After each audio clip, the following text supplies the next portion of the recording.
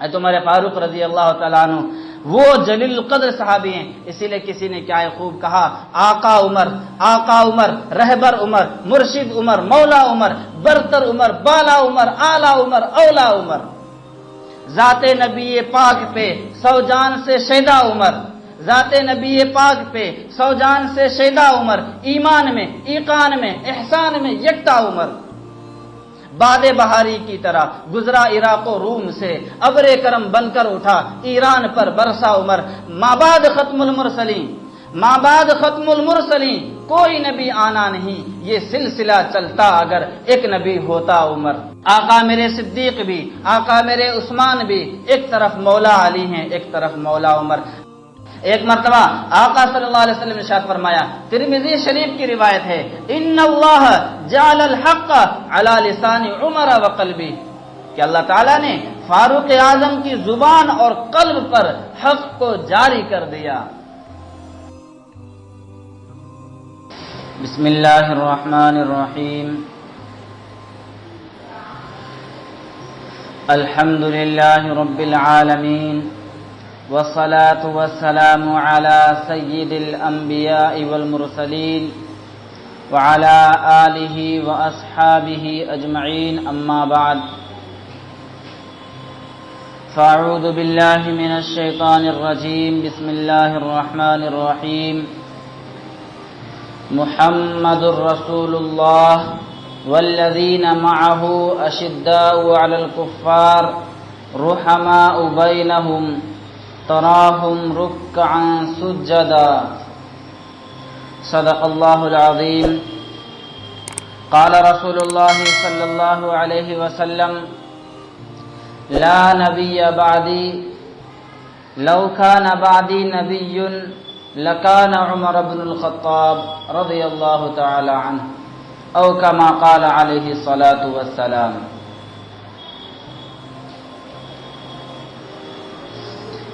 دنیا نہ بھلا پائے گی کبھی فاروق معظم کا وہ سفر، دنیا نہ بھلا پائے گی کبھی فاروق معظم کا وہ سفر، کہ پیدل ہیں امیر وقت عمر اور خادم ہے سوار اللہ اللہ۔ محترم و مکرم اور معزز سامعین کرام، اسلامی سال کا یہ 12واں مہینہ ذوالحج قریب الختم ہے اور محرم الحرام کی آمد ہے۔ چونکہ محرم الحرام کی پہلی تاریخ کو خلیفہ دوم سیدنا حضرت عمر فاروق رضی اللہ تعالی عنہ کی عظیم شہادت ہے، اس لیے آج کے اس مبارک جمعے میں آپ حضرات کے سامنے حضرت سیدنا عمر فاروق رضی اللہ تعالی عنہ کی سیرت اور آپ کے فضائل و مناقب کے سلسلے میں چند باتیں عرض کرنا چاہتا ہوں۔ دعا کیجئے خداوند قدوس مجھے صحیح بات کہنے کی اور ہم سب کو اس پر عمل کرنے کی توفیق عطا فرمائے۔ عزیزان گرامی، حضرت عمر فاروق رضی اللہ تعالی عنہ کا نام نامی، اسم گرامی عمر ہے، اور آپ کی کنیت ابو الحفص ہے، اور آپ کا لقب فاروق ہے۔ حضرت عمر فاروق رضی اللہ تعالی عنہ کی ولادت واقعہ فیل کے 13 برس کے بعد ہوئی۔ ابرہہ بادشاہ نے ہاتھیوں کے لشکر کے ذریعے بیت اللہ پر چڑھائی کے ارادے سے وہاں پر گیا تھا، گویا کہ اس نے خداوند قدوس سے ٹکرانے کی جرات کی تھی، اور اللہ تبارک و تعالی نے معصوم چھوٹے چھوٹے پرندوں ابابیل کے ذریعے اس پورے لشکر کو تباہ و برباد کر دیا تھا، جس کا تذکرہ اللہ تعالی نے سورہ فیل میں فرمایا ہے۔ اس واقعے کے 13 برس کے بعد حضرت عمر فاروق رضی اللہ تعالیٰ عنہ کی ولادت ہوئی۔ حضرت عمر فاروق رضی اللہ تعالیٰ عنہ کی کل عمر 63 سال ہے۔ آپ قریش خاندان سے تھے۔ حضرت عمر فاروق رضی اللہ تعالیٰ عنہ کا نسب آقا صلی اللہ علیہ وسلم کے نسب کے 9ویں پشت میں جا کر مل جاتا ہے۔ عزیزان گرامی، حضرت عمر فاروق رضی اللہ تعالی عنہ بڑے جلیل القدر پیغمبر ہیں۔ حضرت عمر فاروق رضی اللہ تعالی عنہ بنی نوع انسان میں وہ خوش نصیب ترین افراد میں شامل ہیں کہ جنہیں نہ صرف سرکار دو جہاں صلی اللہ علیہ وسلم کی خدمت میں اور زیارت میں کسب فیض اور دین برحق سیکھنے کا موقع نصیب ہوا، بلکہ آپ ان 10 خوش نصیب ترین افراد میں دوسرے نمبر پر شامل ہیں کہ جنہیں آقا صلی اللہ علیہ وسلم نے دنیا کے اندر ہی جنت کی خوشخبری اور بشارت سنائی۔ عشرہ مبشرہ وہ 10 صحابہ کرام رضوان اللہ تعالی علیہم اجمعین جن کو آقا صلی اللہ علیہ وسلم نے نام لے لے کر فرمایا ابو بکر جنتی، عمر جنتی، عثمان جنتی، علی جنتی، عبیدہ ابن الجراح جنتی، یہ 10 صحابہ کرام رضوان اللہ تعالی علیہم اجمعین، ان میں دوسرے نمبر پر حضرت عمر فاروق رضی اللہ تعالی عنہ شامل ہیں۔ عزیزان گرامی، حضرت عمر فاروق رضی اللہ تعالیٰ عنہ بچپن سے ہی بڑے بہادر، شجاع، دلیر اور حق گو اور حق شناس تھے۔ آپ نے پڑھنا لکھنا سیکھا۔ حضرت عمر فاروق رضی اللہ تعالیٰ عنہ کا شمار مکہ کے شریف ترین اور معزز ترین گھرانوں سے ہے۔ حضرت عمر فاروق رضی اللہ تعالیٰ عنہ کا وہ خاندان ہے کہ مکہ المکرمہ کے اندر سفارت کی ذمہ داری، کہیں پر سفیر بن کر بھیجنا ہو اور ایلچی بنا کر کہیں کوئی پیغام بھیجنا ہو، فاروق اعظم رضی اللہ تعالیٰ عنہ کا انتخاب ہوتا تھا۔ حضرت عمر فاروق رضی اللہ تعالیٰ عنہ بچپن سے ہی بڑے بہادر اور نوجوان اور جوش اور جذبے کے اور تھوڑے سے سخت مزاج انسان گزرے۔ حضرت عمر فاروق رضی اللہ تعالیٰ عنہ کی رعب اور آپ کے دبدبے کا یہ عالم ہے کہ کفار مکہ بھی حیرت زدہ اور کانپتے اور تھراتے ہیں۔ فاروق اعظم رضی اللہ تعالیٰ عنہ اپنے نوجوان ہم جولیوں اور ہم عمروں میں بڑے فائق اور اونچے طبقے کے ہیں۔ حضرت عمر فاروق رضی اللہ تعالیٰ عنہ کے رعب اور دبدبے کا یہ عالم ہے کہ شیطان بھی خوف کھاتا اور راستہ چھوڑ دیتا ہے۔ حضرت عمر فاروق رضی اللہ تعالیٰ عنہ بوڑھے بزرگوں کے ہمدرد اور غمگسار تھے۔ فاروق اعظم رضی اللہ تعالیٰ عنہ خداوند قدوس سے آقا صلی اللہ علیہ وسلم نے حضرت عمر کو مانگا ہے۔ آپ غور کریں، نبوت کے تھوڑا آپ پیچھے جائیں، آقا صلی اللہ علیہ وسلم کو نبوت عطا ہوئی اور آپ نے جب پیغام حق لوگوں کو سنانا شروع کر دیا تو کفار مکہ آپ کے دشمن ہو گئے، آپ کو پریشان کرنا شروع کر دیا اور آپ کو تکلیفیں پہنچانی شروع کر دی۔ آقا صلی اللہ علیہ وسلم نے نام لے کر اللہ تعالیٰ سے درخواست کی، اللہم اعز الاسلام بعمر بن ہشام او بعمر بن خطاب، یا اللہ ان 2 شخصوں میں سے کسی ایک کے ذریعے اسلام کو عزت بخش۔ یا اللہ ابھی شروع کا زمانہ ہے، مسلمان بڑے تکلیف میں ہیں، یہ 2 شخص مکہ المکرمہ کے اندر، ایک عمر ابن ہشام یعنی ابو جہل اور دوسرے عمر ابن خطاب رضی اللہ تعالیٰ عنہ، ان دونوں میں سے کسی ایک کے ذریعے اسلام کو عزت بخش۔ کون دعا کر رہے ہیں؟ آقا صلی اللہ علیہ وسلم نے دعا مانگی اور حضرت عمر فاروق رضی اللہ تعالیٰ عنہ کے حق میں دعا قبول ہوئی ہے۔ گویا کہ آپ یوں کہہ سکتے ہیں کہ تمام کے تمام صحابہ کرام رضوان اللہ تعالی علیہ مجمعین یہ مرید پیغمبر ہیں اور فاروق اعظم یہ مراد پیغمبر ہیں۔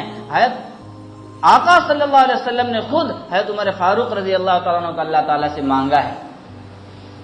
عزیزان گرامی، اور جب آپ نے اسلام قبول کر لیا، میں اس واقعے کے پس منظر میں نہیں جانا چاہتا۔ ابو جہل حضرت عمر فاروق رضی اللہ تعالیٰ عنہ کا ماموں ہے اور دونوں کے دونوں مکہ کے اندر بڑے پہلوان اور زبردست طاقت والے مانے جاتے تھے. کسی کی کیا مجال ہے کہ ان کی کوئی بات سامنے آئے اور کوئی منہ موڑ دے اور پیچھے چلا جائے, کسی کی مجال نہ تھی. حضرت عمر فاروق رضی اللہ تعالیٰ عنہ ایک مرتبہ مکہ میں تشریف فرما ہے.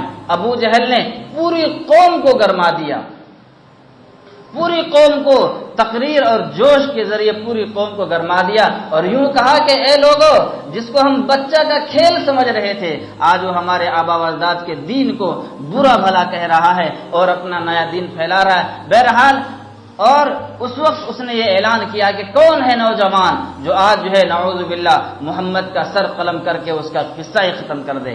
فاروق اعظم رضی اللہ تعالیٰ عنہ کو بڑا غصہ آیا اور کھڑے ہوئے اور ننگی تلوار لی, چونکہ اس زمانے کے اندر تلوار ساتھ میں رکھنا یہ باعث عزت سمجھا جاتا تھا.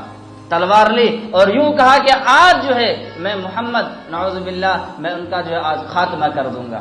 اور پھر آپ گئے ہیں اور سب لوگوں کو اطمینان ہو گیا کہ آج جو ہے عمر جو ہے اس کام کو ختم ہی کر دے گا. بہرحال وہاں جب گئے تو صحابی نے عرض کیا کہ پہلے اپنے گھر کی خبر لو, تمہاری بہن اور بہنوئی اسلام قبول کر چکے ہیں. وہاں گئے اور بہرحال بڑا واقعہ ہے, وہاں سے جو ہے آقا صلی اللہ علیہ وسلم کا تشریف لے گئے اور آپ نے اسلام قبول کیا.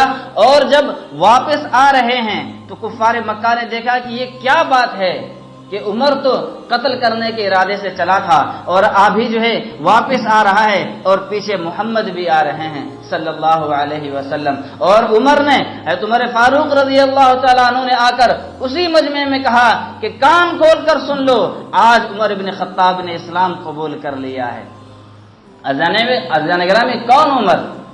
اسی لیے کسی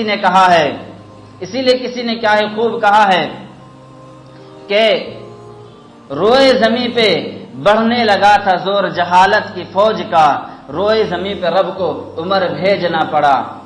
سب سے بڑے نبی کی حفاظت کے واسطے, سب سے بڑے نبی کی حفاظت کے واسطے فولاد سے بھی سخت بشر بھیجنا پڑا.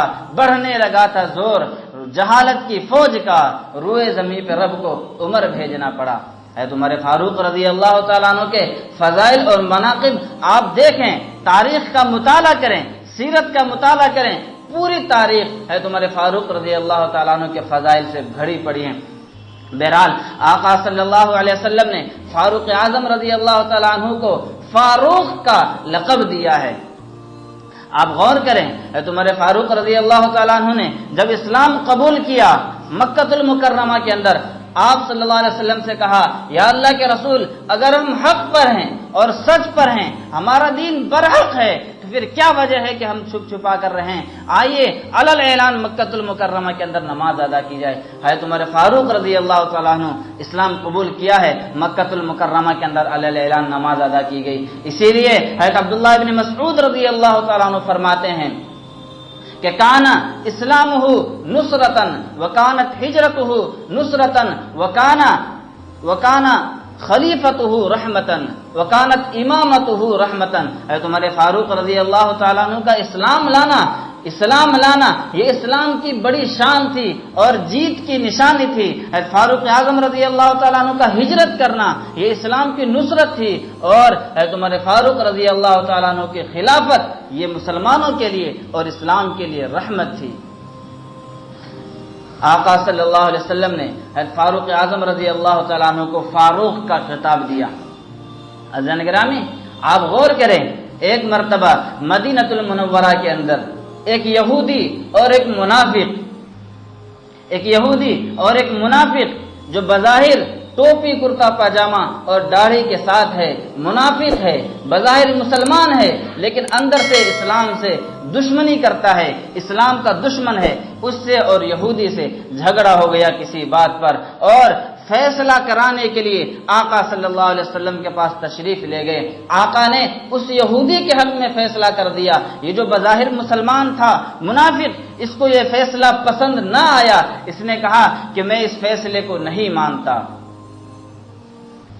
اس منافق نے کہا کہ میں اس فیصلے کو نہیں مانتا. چلو مدینے میں یہودی کا جو سردار ہے کعب بن اشرف, اس سے فیصلہ کراتے ہیں. عزیزان گرامی, آپ سوچے تو صحیح کہ مسلمانوں کا کیا حال ہو گیا ہے. بظاہر مسلمان منافق کیا کہہ رہا ہے؟ پوری دنیا عدل و انصاف کے اعتبار سے فیصلے کرانے کے لیے آقا کے قدموں میں جھک رہی ہے، اور یہ منافق کہہ رہا ہے کہ میں اس فیصلے کو نہیں مانتا۔ اس یہودی کو معلوم تھا کہ کعب بن اشرف وہ سود خور ہے، رشوت خور ہے، وہ رشوت لے کر اس کے حق میں فیصلہ کر دے گا، مجھے حق اور انصاف نہیں ملے گا، وہ اس کے پاس جانا نہیں چاہتا تھا۔ اس نے کہا اچھا سنو، ایک ہمارے درمیان ایک آپشن ہے، وہ یہ ہے کہ چلو فیصلہ فاروق اعظم سے کراتے ہیں۔ حضرت عمر فاروق رضی اللہ تعالیٰ عنہ کے پاس گئے، اس یہودی نے کہہ دیا کہ ہمارا معاملہ ہے، اس سلسلے میں آقا میرے حق میں فیصلہ کر چکے ہیں، یہ شخص اس فیصلے کو نہیں مانتا، یہ آپ سے فیصلہ کرانا چاہتا ہے۔ فاروق اعظم نے کہا ٹھہرو، میں ابھی فیصلہ کیے دیتا ہوں۔ گھر گئے، تلوار لائی اور نکال کر اس کی گردن مار دی، اور یوں کہا کہ جو آقا کے فیصلے کو نہیں مانتا، آقا کی شان میں گستاخی کرتا ہے، اس کا میرے نزدیک یہی فیصلہ ہے۔ حضرت فاروق اعظم رضی اللہ تعالیٰ عنہ حق اور باطل کے درمیان فرق کرنے والے تھے، اس لیے آقا صلی اللہ علیہ وسلم نے آپ کو فاروق کا خطاب دیا۔ عزیزان گرامی، حضرت عمر فاروق رضی اللہ تعالیٰ عنہ کے فضائل و مناقب، شان و شوکت، فضائل و مناقب، رعب و دبدبہ اور رفعت و عزت اور عظمت و جلالت کو اگر دیکھنا ہو تو آپ تاریخ کی کتابوں کا مطالعہ کریں۔ حضرت عمر فاروق رضی اللہ تعالیٰ عنہ وہ مقدس صحابی ہیں کہ خداوند قدوس نے جن کے منشا اور جن کے رائے کے مطابق خدا کا قرآن نازل ہوا ہے، وہ صحابی حضرت عمر فاروق رضی اللہ تعالیٰ عنہ۔ آپ غور تو کریں، آقا صلی اللہ علیہ وسلم کی نبوت والی آنکھ نے جس آدمی کا اور جس شخص کا انتخاب کیا ہو وہ کوئی ایرے غیرے نہیں ہوگا۔ ایک مرتبہ کا واقعہ ہے، حضرت عمر فاروق رضی اللہ تعالیٰ عنہ نے آقا صلی اللہ علیہ وسلم سے یوں کہا کہ یا اللہ کے رسول، مسجد حرام میں مقام ابراہیم پر، جو مقام ابراہیم ہے وہاں پر 2 رکعت نماز ادا کرنی چاہیے، اس کا حکم دے دیں۔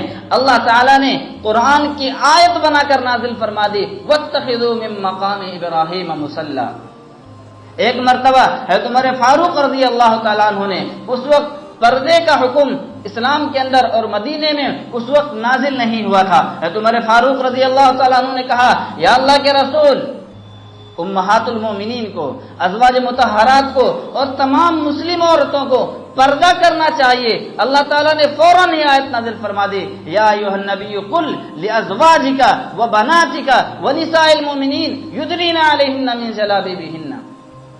حضرت عمر فاروق رضی اللہ تعالیٰ عنہ نے اس وقت شروع اسلام میں شراب حرام نہیں تھی، شراب پینے کی اجازت تھی۔ حضرت عمر فاروق رضی اللہ عنہ نے فرمایا اللہ کے رسول، شراب حرام ہونی چاہیے، اور پھر اللہ کا قرآن نازل ہوا اور شراب کی حرمت ہو گئی۔ حضرت عمر فاروق رضی اللہ تعالیٰ عنہ کے مزاج کو سمجھیے۔ حضرت عمر فاروق رضی اللہ تعالیٰ عنہ نے غزوہ بدر میں، جو اسلام کی پہلی اور عظیم الشان جنگ ہوئی ہے بدر کے میدان میں، اس میں تقریباً 70 کفار مکہ مارے گئے ہیں۔ ابو جہل جو بڑا سردار تھا وہ بھی 2 بچوں کے ذریعے مارا گیا، اور 70 گرفتار ہوئے۔ ان گرفتار اور قیدیوں کے متعلق حضرت عمر فاروق رضی اللہ تعالیٰ عنہ نے یہ رائے دی تھی، جب آقا صلی اللہ علیہ وسلم نے صحابہ کرام کو بٹھا کر مشورہ کیا تو فاروق اعظم نے یہ رائے دی، یا اللہ کے رسول، ان 70 قیدیوں کو قتل کیا جائے، اور ان 70 قیدیوں کو وہ قتل کرے کہ جو ان میں جس کا رشتہ دار ہو اور انہوں نے اسلام قبول کر لیا ہو، وہ اپنے ہاتھ سے ان رشتہ داروں کا قتل کریں، اس سے اسلام کا بول بالا ہوگا۔ حضرت عمر فاروق رضی اللہ تعالیٰ عنہ کی یہ رائے تھی۔ بہرحال صحابہ کرام کی اور بھی رائے آئی، آقا صلی اللہ علیہ وسلم نے یہ فیصلہ کیا کہ فدیہ لے کر ان کو چھوڑ دیا جائے۔ انہی قیدیوں میں حضرت ابن عباس رضی اللہ تعالیٰ عنہ جو آپ کے چچا تھے وہ بھی آئے تھے۔ انہوں نے اندر میں اسلام قبول کر لیا تھا، لیکن بظاہر کفار مکہ کے کہنے کی وجہ سے وہ بھی جنگ میں شریک ہو گئے تھے۔ بہرحال وہ بھی تھے، آقا صلی اللہ علیہ وسلم نے فدیہ لے کر ان کو چھوڑ دیا۔ رب کا قرآن نازل ہوا، اور اللہ تعالیٰ کی منشا یہ تھی جو ہے عمر فاروق رضی اللہ تعالیٰ عنہ کی منشا تھی۔ اللہ تعالیٰ فرماتے ہیں ما کان للنبی ان یکون له اسرى حتى يسخن في الارض۔ عزیزان گرامی، حضرت عمر فاروق رضی اللہ تعالیٰ عنہ کے مزاج کو سمجھیے، اسی لیے آقا صلی اللہ علیہ وسلم نے ایک مرتبہ صاف صاف اعلان کر دیا، اے لوگو لا نبی بعدی، میرے بعد کوئی بھی نبی نہیں آ سکتا، قیامت تک کوئی بھی نبی نہیں آ سکتا، لو کان بعدی نبی لکان عمر، اگر میرے بعد کوئی نبی ہوتا تو وہ عمر ہوتے۔ آقا صلی اللہ علیہ وسلم نے فاروق اعظم کی ذات و صفات کے اندر وہ چیزیں اور وہ جوہر، وہ نمونے دیکھے تھے جس کے مطابق آقا صلی اللہ علیہ وسلم نے فرمایا لا نبی بعدی، میرے بعد کوئی نبی نہیں، اگر کوئی نبی ہوتا تو وہ فاروق اعظم ہوتے۔ ایک مرتبہ آقا صلی اللہ علیہ وسلم نے ارشاد فرمایا، ترمذی شریف کی روایت ہے، ان اللہ جعل الحق علی لسان عمر وقلبی، کہ اللہ تعالیٰ نے فاروق اعظم کی زبان اور قلب پر حق کو جاری کر دیا۔ عزیزان گرامی، فاروق اعظم رضی اللہ تعالیٰ عنہ وہ جلیل القدر صحابی ہیں۔ ایک مرتبہ کا واقعہ ہے کہ مدینہ منورہ کے اندر ایک حبشی عورت جادو وغیرہ کا کھیل دکھا رہی ہے، آقا صلی اللہ علیہ وسلم بھی تشریف فرما ہے، حضرت عائشہ رضی اللہ تعالیٰ عنہا بھی ہیں۔ ایک مرتبہ اچانک ادھر گلی سے فاروق اعظم رضی اللہ تعالیٰ عنہ آئے، اچانک شور ہوا، بھاگو، اور سب کے سب وہاں سے بھاگ پڑے، سارا کے سارا مجمع تتر بتر ہو گیا۔ حضرت عائشہ رضی اللہ تعالیٰ عنہ نے کہا یا اللہ کے رسول ہم بھی چلیں، اللہ کے رسول نے فرمایا کہ ٹھہرو، وہ تو ڈبہ ہے، انجن تو سارا کا سارا یہاں کھڑا ہے۔ آقا صلی اللہ علیہ وسلم نے حضرت عمر فاروق آ رہے ہیں، آقا نے مسکرایا اور دیکھا حضرت عمر فاروق کہہ رہے ہیں یا اللہ کے رسول خدا کی قسم میں نے ان کو بھاگنے کے لیے نہیں کہا۔ اللہ کے رسول صلی اللہ علیہ وسلم فرمایا کہ عمر میں جانتا ہوں، بخاری شریف کی روایت ہے، اللہ کے رسول نے فرمایا والذی نفسی بیدہ ما لقیک الشیطان سالکا فجا قط الا سلک فجا غیر فجک، اے عمر تو وہ شخص ہے، خدا کی قسم میں نے دیکھا ہے تو گلی کے اندر انٹری کرتا ہے، داخل ہوتا ہے، شیطان اپنا راستہ چھوڑ کر دوسرا راستہ اختیار کر لیتا ہے۔ فاروق اعظم رضی اللہ تعالیٰ عنہ کی شان یہ ہے۔ اسی لیے علماء کرام نے لکھا ہے، بزرگان دین کا قول ہے، میں نے پہلے بھی ایک مرتبہ عرض کیا تھا، اگر کسی شخص کو برا خواب آئے تو رات میں اٹھ کر اپنے سینے پر داہنے انگلی کی شہادت کی انگلی سے عمر لکھ دے، وہ خواب دوبارہ نہیں آئے گا۔ عزیزان گرامی، حضرت عمر فاروق رضی اللہ تعالیٰ عنہ کو اللہ تعالیٰ نے وہ جوہر عطا کیے تھے، اور حضرت عمر فاروق رضی اللہ تعالیٰ عنہ کے نام کے اندر بھی وہ تاثیر تھا۔ آج بڑی افسوس کے ساتھ یہ کہا جاتا ہے، بہت ہی افسوس کے ساتھ کہا جاتا ہے کہ کچھ لوگ ایسے ہیں جو فاروق اعظم اور صدیق اکبر کو یعنی حضرات شیخین کو برا بھلا کہتے ہیں، اور کچھ لوگ ایسے ہیں جو صحابہ کرام کے خلاف انگلیاں اٹھاتے ہیں۔ انہیں اپنے ایمان کے بارے میں ٹٹولنا اور سوچنا اور غور کرنا چاہیے کہ کس کے خلاف انگلیاں اٹھا رہے ہیں۔ آقا کے ساتھی اور صحابہ کرام رضوان اللہ تعالی علیہم اجمعین، جنہوں نے قرآن اور حدیث کا اور گویا کے پورے دین کا ذخیرہ ہم تک پہنچایا، اگر ہم انہی پر انگلیاں اٹھائیں گے تو آپ بتلائیں تو صحیح اس قرآن و حدیث اور پورے دین کو آپ صحیح ثابت کیسے کر سکتے ہیں؟ صحابہ کرام رضوان اللہ تعالی علیہ اجمعین کے خلاف انگلیاں اٹھانے والے اپنی زبان کو بند رکھنا چاہیے۔ بہرحال ایران کے اندر کا واقعہ ہے کہ ایک شیعہ جس کو حضرات شیخین سے دشمنی ہے، صدیق اکبر رضی اللہ تعالیٰ عنہ اور فاروق اعظم رضی اللہ تعالیٰ عنہ سے دشمنی ہے، اس کے پاس دو گدھے تھے، اس نے دشمنی میں ان دونوں گدھوں کا نام، ایک کا نام ابو بکر رکھا تھا، ایک کا نام عمر رکھا تھا۔ حد ہوتی ہے۔ ایک مرتبہ کی بات ہے، اچانک یہ واقعہ پیش آیا کہ ان دونوں گدھوں میں سے ایک نے اس قدر زور سے پیر مارا کہ اس کا مالک جو ہے وہ شیعہ جو تھا وہ دنیا سے ہی چلا گیا۔ یہ واقعہ حضرت امام اعظم ابو حنیفہ رحمۃ اللہ علیہ کے پاس پہنچا۔ آپ نے پوچھا کہ ان دو گدھوں میں سے جس کا نام ان دو گدھوں میں سے جس نے اس کو پیر مارا ہے تم دیکھنا اس کا نام عمر ہوگا، عمر اس نے رکھا ہوگا۔ اور جب تحقیق کی گئی تو اس گدھے کا نام اس بیوقوف نے عمر رکھا تھا۔ عزیزان گرامی، حضرت عمر فاروق رضی اللہ تعالیٰ عنہ وہ بڑے جلیل القدر پیغمبر ہیں، آپ سوچے تو صحیح۔ حضرت عمر فاروق رضی اللہ تعالیٰ عنہ نے تقریباً 22 لاکھ مربع میل پر پورے اسلام کا پرچم پھیلایا اور 22 لاکھ مربع میل کا بادشاہ۔ فاروق اعظم رضی اللہ تعالیٰ عنہ کے عدل و انصاف سے کون شخص نا واقف ہوگا؟ عزیزان گرامی، فاروق اعظم رضی اللہ تعالیٰ عنہ کے عدل و انصاف کی ایک چھوٹی سی مثال پیش کرنا چاہتا ہوں، ایک چھوٹی سی مثال پیش کرنا چاہتا ہوں۔ آج پوری دنیا کے اندر جہاں بھی جیسی بھی حکومتیں قائم ہیں، کوئی بھی شخص فاروق اعظم رضی اللہ تعالیٰ عنہ کی نظیر نہیں پیش کر سکتا۔ حضرت عمر فاروق رضی اللہ تعالیٰ عنہ ایک مرتبہ بیت المقدس کو فتح کرنے پہنچے ہیں، بیت المقدس کو فتح کرنے پہنچے ہیں، ساتھ میں ان کے خادم اور غلام اسلم ہیں، فاروق اعظم ہیں اور ایک اونٹ ہے، اور نکل پڑے بیت المقدس کو فتح کرنے کے لیے۔ اور جب مدینے سے نکلے ہیں تو آپ رضی اللہ تعالیٰ عنہ نے عادلانہ نظام جو قائم کیا ہے، آپ توجہ فرمائیں، آپ نے فرمایا غلام سے کہ اگر میں اونٹ پر سوار ہو کر چلتا رہوں اور تم پیدل چلتے رہو تو یہ تمہارے حق میں ناانصافی ہوگی، اور اگر تم اونٹ پر سوار ہو کر چلو میں پیدل چلتا رہوں تو یہ آقا کے شان کے خلاف ہے، اور اگر ہم دونوں ہی اونٹ پر چلتے رہیں تو یہ اونٹ کے حق میں ناانصافی ہوگی۔ اس لیے یہ فیصلہ کرتا ہوں کہ ایک منزل میں اونٹ پر چلتا رہوں گا، تم پیدل چلنا، دوسری منزل تم اونٹ پر بیٹھ کے چلنا، میں پیدل چلوں گا، اور تیسری منزل ہم دونوں ہی پیدل چلیں گے، اونٹ خالی چلے گا۔ عزیزان گرامی، غور کریں، 22 لاکھ مربع میل کا بادشاہ ایک غلام کے ساتھ یہ برتاؤ کر رہے ہیں۔ اور تعجب کی بات ہے کہ جب بیت المقدس پہنچ رہے ہیں تو اب اونٹ پر سوار ہونے کی باری